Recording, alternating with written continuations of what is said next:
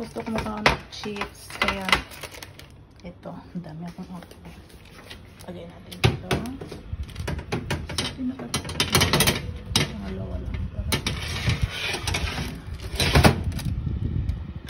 Lagay natin. Uy! Lagay natin. Uy! Wala pa dun. Wala pa siya mag-ano. Balik ko ito ni. Ako kibalik yung maragbaga akong pagkakat. Nipis ra.